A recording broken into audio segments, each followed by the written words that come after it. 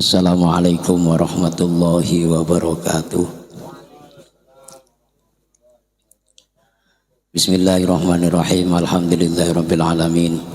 Wa bihi nasta'inu ala umuri dunya waddin. Wassalatu wassalamu ala asyrafil anbiya wal mursalin wa ala alihi wa ashabihi ajma'in. Rabbi syrah li sadri wa yassir li amri wahlul 'uqdatam min lisani yafqahu qawli. Allahumma akrimna binuril fahmi wa akhrijna min zulumatil wahmi waftah lana abwaaba rahmataka wansur alaina hikmataka ya dzal jalali wal ikram. Amma ba'd. Qala mu'allif rahimakumullahu ta'ala wa nafa'ana bihi wa bi ulumihi fid dharaini amin ya rabbal alamin. Al-Fatihah. A'udzu billahi minasy syaithanir rajim. Bismillahirrahmanirrahim. Alhamdulillahi rabbil alamin ar-rahmanir rahim maliki yaumiddin iyyaka na'budu wa iyyaka nasta'in ihdinas siratal mustaqim siratal ladzina an'amta 'alaihim ghairil maghdubi 'alaihim waladdallin. Amin. Jamaah yang dirahmati Allah Subhanahu wa taala, masih melanjutkan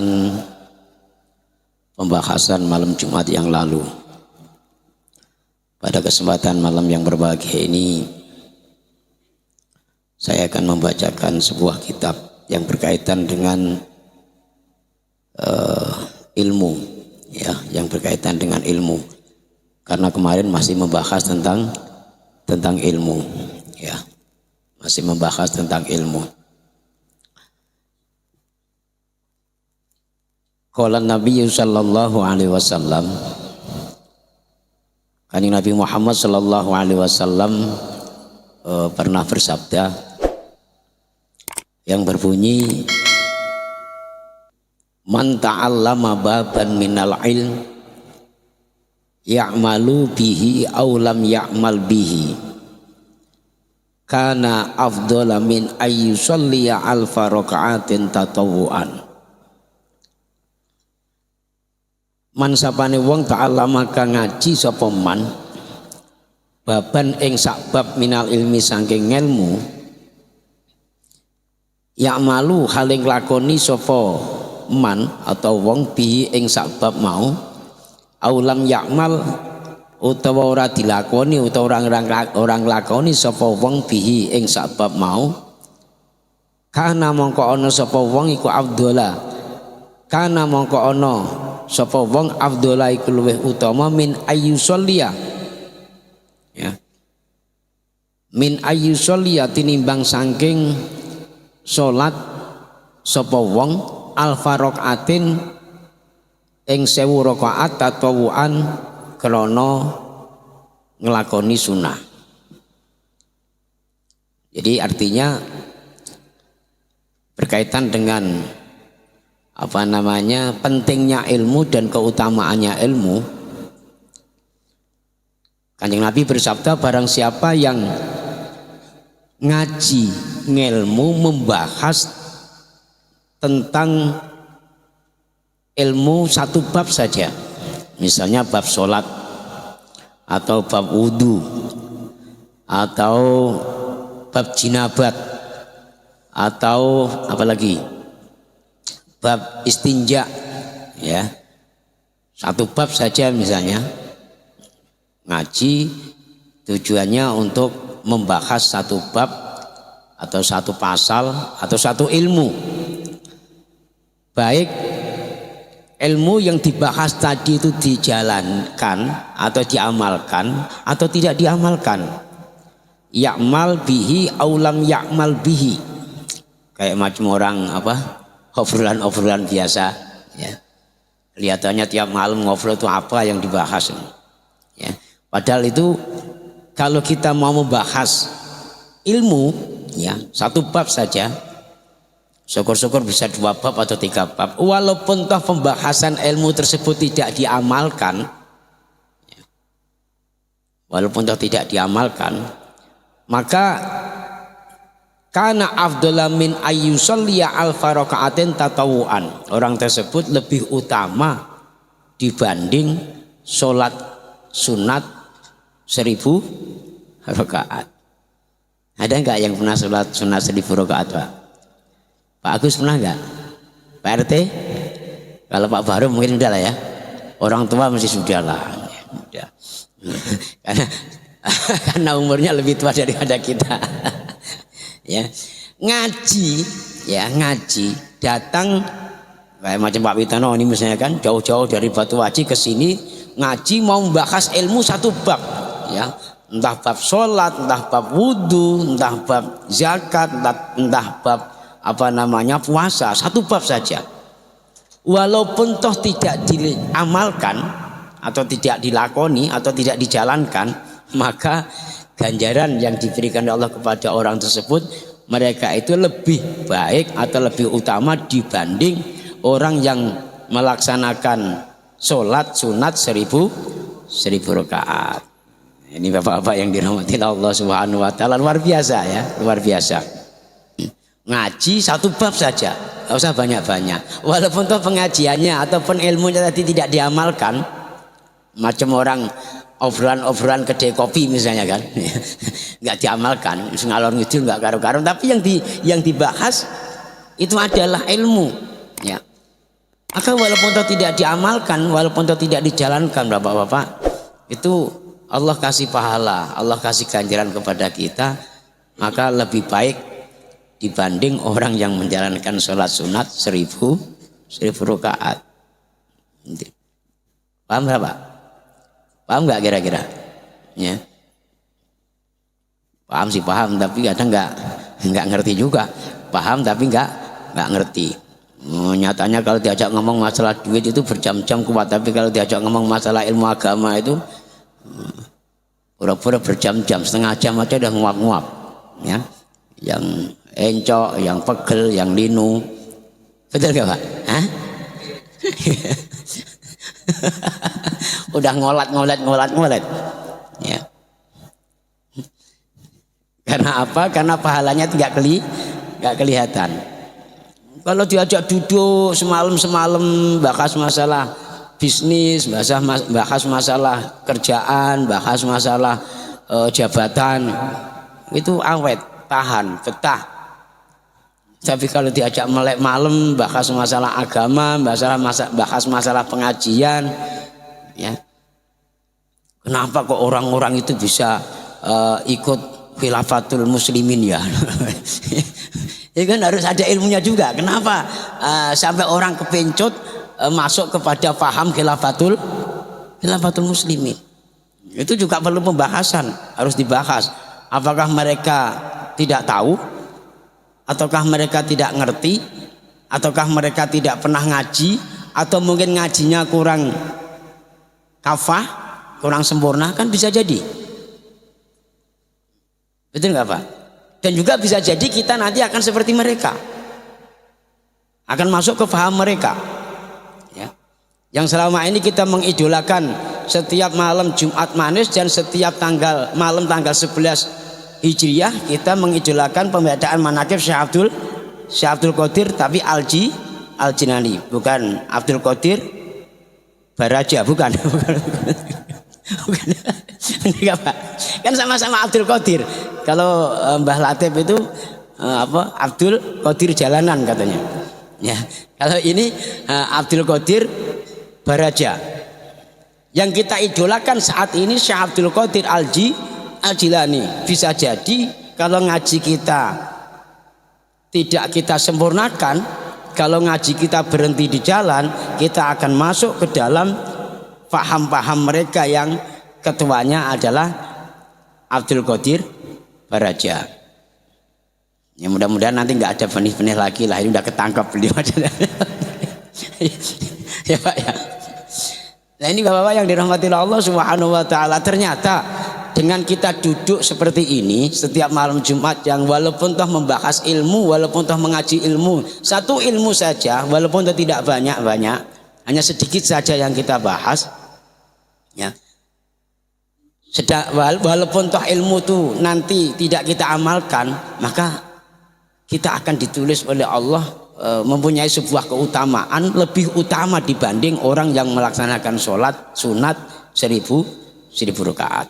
Kita ambil contoh, seringkali saya sampaikan ya di dalam kegiatan-kegiatan ataupun rutinan-rutinan yang lain ya, terutama bapak-bapak yang sudah toreko, itu ada sebuah hadis yang mengatakan demikian. Mangkola kula yaumin la ilaha illallah marrotan wahidatan jaa yaumal qiyamati wa wajhuhu kal badari. Ya, ini hadis Kanjeng Nabi, sahih juga itu. Yang artinya barang siapa yang setiap hari membaca la ilaha illallah marrotan wahidatan, hanya sekali saja, nggak usah banyak-banyak ya. Apalagi sampai beratus-ratus. Kalau kita di dalam tarekat berapa Pak? Satu waktu 160, 65 ya. Ini tambahin 4 dari mana ini? Atau 2 putaran tasbih gitu aja lah ya. Itu satu waktu duhur. Kalau dikalikan 5 waktu berapa? 165 kali 5. Ya, biasanya yang matematikanya nilainya 9, 800 ya, sehari semalam 800.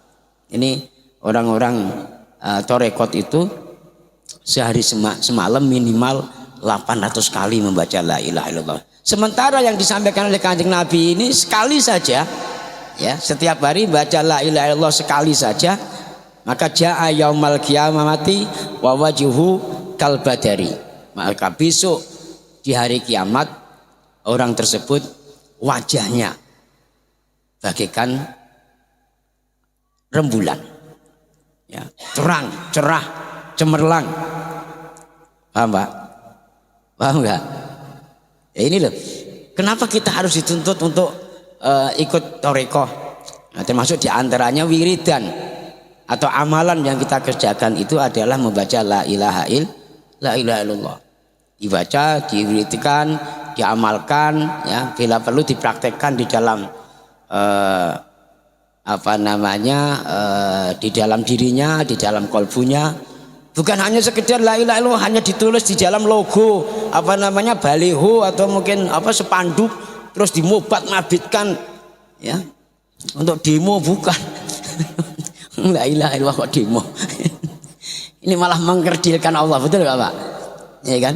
La ilaha illallah itu, tulisan la ilaha illallah atau kalimat la ilaha illallah itu kalau ditimbang dengan dunia dan seisinya ini enggak sebanding Pak, enggak sebanding, masih berat la ilaha illallah, masih berat kalimat tauhid.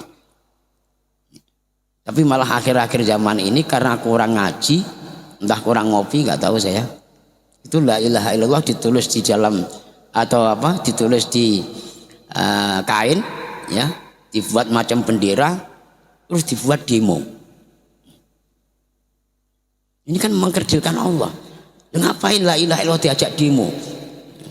Orang yang dzikir la ilaha illallah berusaha untuk memaknai dan mengimplementasikan di dalam praktek kehidupan sehari-harinya dan membentuk atau mengukir di dalam kolbunya sebagaimana makna la ilaha illallah, itu sudah tidak ada kesempatan lagi untuk mikir-mikir yang lain kok. Sibuk untuk ngurusin itu kok. Ini la ilaha illallah malah dibuat demo. Ada juga yang ironisnya lagi, yang ironis tapi lucu, ya kan? Demo dengan Allahu Akbar, takbir,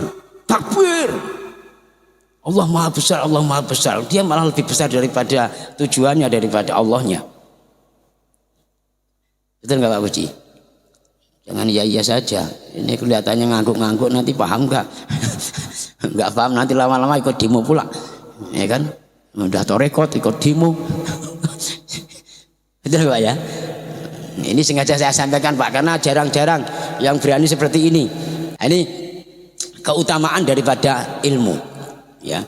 Sampai membahas saja yang tidak kita amalkan, tidak kita lakukan, itu aja pahalanya sangat luar biasa, lebih baik dibanding orang yang menjalankan sholat sunat 1000 rakaat.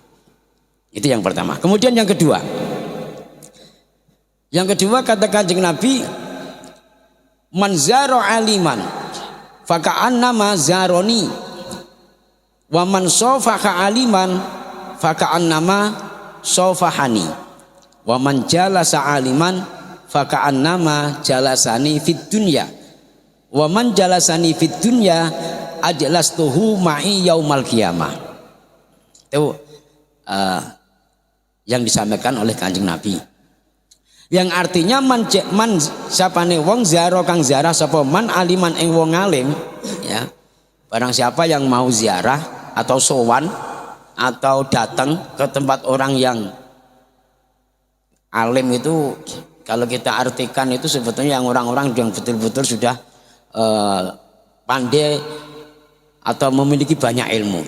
Nah, katakanlah kalau bahasa gampang kasarnya itu datang ke tempat gurunya, datang ke tempat kiainya, ya. Datang ke tempat orang yang mengajarkan ilmu agama. Ya. Orang siapa yang mau datang ke tempat gurunya, ke tempat orang alim, faka'annama zaroni, kata Kanjeng Nabi, maka mereka itu seolah-olah atau sama halnya seperti ziarah kepadaku. Ada yang sudah haji? Ada yang sudah haji belum, Pak? Belum kan? Jamaah yang di sini belum pada haji kan? Sama berarti, ya kan? Pengen bapak-bapak mau haji, pengen ketemu sama Kanjeng Nabi, pengen ziarah sama Kanjeng Nabi. Kalau pengen ziarah sama Kanjeng Nabi, ya, kalau nggak punya duit hanya cukup datang ke tempat kiainya. ini tidak promosi, Pak. Ini hadis Kanjeng Nabi, bisa dilihat di dalam kitab ini, ya, bisa dilihat. Nanti dikirain saya bohong pula nanti. Kalau yang nggak punya duit berapa sekarang? 43 juta ya sekarang, ya. Kalau nggak punya duit sebanyak itu cukup datang ke tempat kiainya. Maka sama halnya bapak-bapak itu ziarah kepada Kanjeng Nabi Muhammad sallallahu alaihi wasallam. Kemudian waman sofaka aliman faka'annama sofahani, waman lan sapane wong sofaka iku, waman lan sapane wong sofaka berjabatan tangan atau salaman aliman wong alim faka'annama sofahani, mongko kaya-kaya salaman sepaman sofakani ingsun, ya. Kalau pengen barang siapa yang berjabatan tangan kepada orang alim, kepada orang yang ngerti agama, yang tahu ilmu agama, atau kepada gurunya atau kepada kiainya, ya, faka'annama sofahani, maka orang itu sama halnya berjabatan tangan denganku, kata Kanjeng Nabi. Ada yang udah berjabatan tangan sama Kanjeng Nabi? Belum ada. Bolo-bolo jabatan tangan, ya, ya kan? Ketemu saja belum. Nah, kalau kita pengen berjabatan tangan dengan Kanjeng Nabi, maka sering-seringlah berjabatan tangan dengan orang alim. Kemudian waman jalasa aliman, waman lan sapane wong jalasa kang lungguh sapa man aliman ing wong alim, fakaan nama maka kaya-kaya jalasani lungguh ni ing ingsun fid dunya ing dalam dunya. Jadi barang siapa yang pengen duduk bersama-sama Kanjeng Nabi, maka sering-seringlah duduk bersama-sama orang alim. Dengan kita datang dan duduk kepada orang-orang alim seperti malam hari ini, kita duduk bersama-sama membahas ilmu, ya kan, mengurangi kebodohan kita, nanti bersama-sama zikir, berusaha untuk takarub ilallah, untuk mendekatkan diri kita kepada Allah, ya, maka kita sama halnya duduk bersama-sama Kanjeng Nabi Muhammad sallallahu alaihi wasallam di dunia. Kemudian waman jalasani fid dunya ajlastuhu ma'i yaumal qiyamah, waman lan sapane wong jalasani kang lungguh sapa man ni ingsun fid dunya ing dalem donya ajlas tuhu mongko nglungguhake ingsun hu ing wong mai sertane ingsun yaumal kiamati ing dalem dina kiamat. Jadi orang yang mau duduk bersama-sama dengan ulama maka sama halnya mereka duduk bersama-sama aku di dunia, dan barang siapa yang duduk bersama-sama aku di dunia maka besok di hari kiamat akan saya dudukkan, akan saya ajak ngobrol, akan saya ajak apa namanya jagong bahasanya ya, atau berbincang-bincang. Nah, bisa duduk bersama dengan Kanjeng Nabi, bisa berdialog, bisa santai-santai dengan Kanjeng Nabi besok di akhirat. Paham Mbak? Tapi ini lagi yang saya sampaikan ini yang betul-betul ulama, yang betul-betul ulama. Namun juga perlu diketahui zaman-zaman akhir itu ulama kelihatan ada dua macam ya, ada dua macam ulama. Yang pertama adalah ulama soleh, kemudian yang kedua adalah ulama su. Ya, ada ulama yang betul-betul mengamalkan ilmunya, dan ada juga ulama yang justru malah berperilaku yang tidak sesuai dengan ilmunya. Ini keutamaan daripada ilmu dan juga keutamaan daripada kita menuntut ilmu agama. Karena itu Bapak yang dirahmati Allah Subhanahu wa taala, ini suatu hal yang sangat penting. Sering kali saya sampaikan bahwa kita khawatir kalau kita tidak memiliki ilmu ya, kita berjalan itu akan ketabrak-tabrak, akan nyasar karena tidak ada petunjuk ya, nggak ada petunjuk. Yang menunjukkan diri kita itu adalah ilmu kita. Kita tidak tahu ilmu perjalanan dari sini sampai ke jodoh. Kita asal pergi saja dikasih tahu orang, kalau kamu mau beli apa-apa itu di jodoh sana banyak misalnya kan, tapi nggak tahu ilmunya, ilmu untuk dari mana aku berjalan dari sini sampai ke jodoh. Bisa-bisa malah nyasar sampai ke bengkong. Naudzubillah summa naudzubillah min. Demikian, mudah-mudahan ada manfaatnya dan ada barokahnya. Amin ya rabbal alamin. Al-Fatihah. A'udzubillahi minasyaitonir rajim. Bismillahirrahmanirrahim. Alhamdulillahirabbil alamin. Arrahmanir rahim. Maliki yaumiddin. Iyyaka na'budu wa iyyaka nasta'in. Ihdinas siratal mustaqim. Siratal ladzina an'amta 'alaihim ghairil maghdubi 'alaihim waladdallin. Amin. Kurang lebihnya mohon maaf. Wassalamualaikum warahmatullahi wabarakatuh.